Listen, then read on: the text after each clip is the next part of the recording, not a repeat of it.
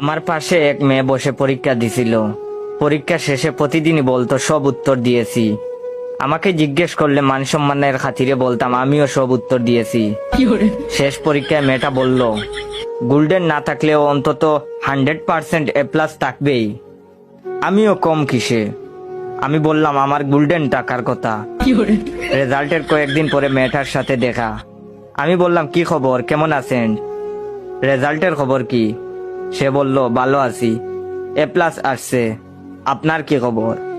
আমি বললাম আপনার মতোই, বাস্তবে কিন্তু আমি ফেল। তো বললাম কোথায় ভর্তি হবেন? সে বলল আশা তো আছে ঢাকা বিশ্ববিদ্যালয়। আপনার? আমি বললাম ইনশাল্লাহ বুয়েট অথবা বুটেক্স।